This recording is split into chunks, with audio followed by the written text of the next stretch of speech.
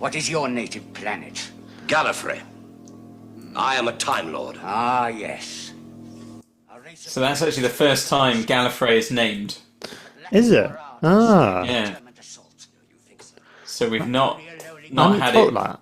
not called Gallifrey up until this point. It's just the Doctor's home planet. We've had Time Lords, but not Gallifrey. So even in the war games, yeah, they didn't call it Gallifrey at any point. Wow. Yeah, of course.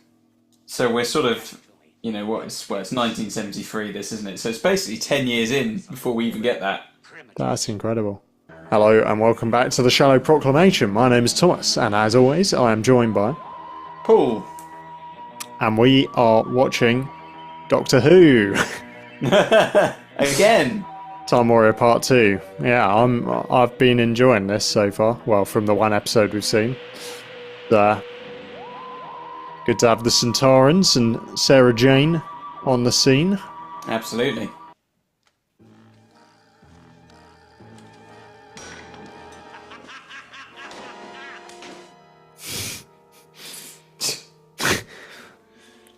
Not the most refined fighting technique. Yes. Maybe useful for chopping some onions. Very precisely. Put it to work in the kitchen. No. Don't.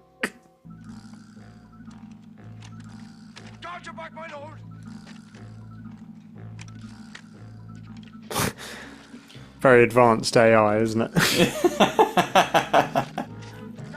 It will basically just walk towards someone swinging its sword back and forth. Pretty much. Oh, nice. I thought it was going to keep going for a while then. What is your native planet? Gallifrey. I am a Time Lord. Ah, yes. So that's actually the first time Gallifrey is named. Is it? Ah. Yeah. So we've not hadn't had thought it, that. not called Gallifrey up until this point. It's just the Doctor's home planet. We've had Time Lords, but not Gallifrey. So even in the war games, yeah, they didn't call it Gallifrey at any point. Wow. Yeah, of course.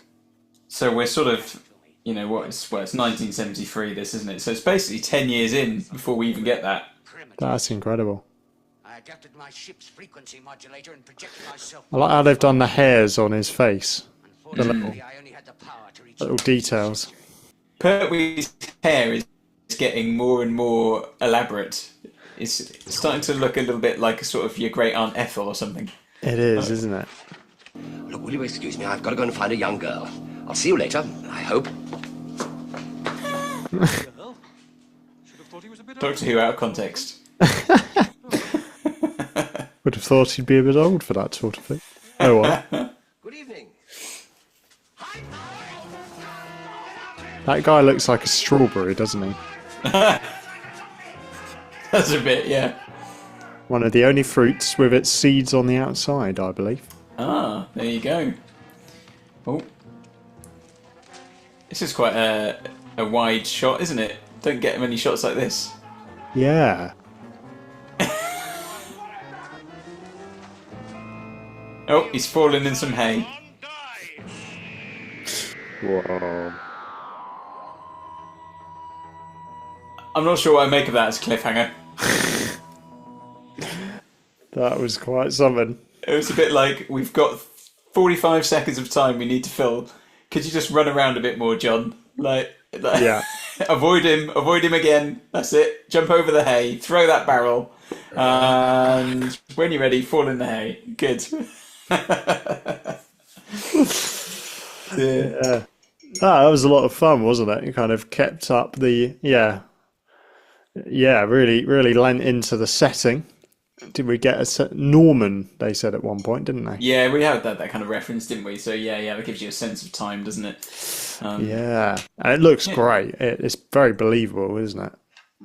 Yeah, like the location is lovely, and obviously the sets really sort of back that up. To the point that I think it's done so well that you almost don't notice it. You know, you quite happily, they go from the exterior to the interior and vice versa, and you don't really bat an eyelid. I certainly haven't. You just accept that they're in that setting, they're in the castle or whatever it is. Totally. Yeah, it's very well done. Testament to it, really. And it feels quite nicely kind of gritty and grimy. Like, yeah, it's not a kind of sanitized portrayal of that time. It's kind of, yeah, you get a sense. Oh yeah, that's they weren't able to mop their floors as easily. Let's put it that way. No, that's true. Yeah, and I like the concept of taking the scientists from the future and putting them to work. I think that's pretty cool. Yeah, I think it's very enjoyable at the moment, and it's roaring, sort of racing by, in that, because we're halfway. It's only a 4-parter, so I think because we've had a number of 6-parters of recently, haven't we, in the Pertwee era? I think at least the last 3 stories were 3-parters. We had Frontier in Space, A Planet of the Daleks, and then Green Death. Can't remember what was exactly before that. Was it Carnival of Monsters, maybe? Yeah, so that was the last 4-parter. So the 4-parters actually feel quite pacey in comparison to those 6-parters. So yeah, it's really moving, really enjoying it. And obviously a little reference to Gallifrey as well. That is a nice touch, isn't it? Yeah, becoming established in lore there. So yeah, a bit of a first. So it's a story of firsts, isn't it? New intros, Sarah Jane Smith, Sontarans, Gallifrey. It's all happening. Yeah, they're really pulling out on the stops. It's very much Doctor Who, isn't it? Yeah, sure is. Yeah, well and truly. Yeah, the canon has basically been set up. We've got the sonic screwdriver as well. Infrequent. It's an infrequent feature, but yeah. Yeah, but very much established. Yeah, no, I completely agree. Yep. So yeah, we're not really waiting on any other major details in terms of the Doctor's, who the Doctor is and his background.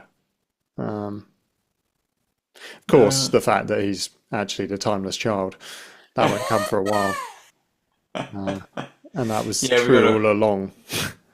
Yeah, got to wait a while for that nugget. Which the show since has done lots with. Oh yeah, absolutely. Dear me. No, good stuff though. Another solid episode there. So yeah, we hope. Let us know what you think of it at home. Check your comments down below. And if you want to chat more about Doctor Who, you can join our Discord server. There's a link for that in our description. And if you'd like full-length reactions, we've got the Patreon. There's a link for that there too. So check that out if you want more of this gold. If not, we'll see you next time for episode 3. Take care. Bye-bye. Goodbye. Adios.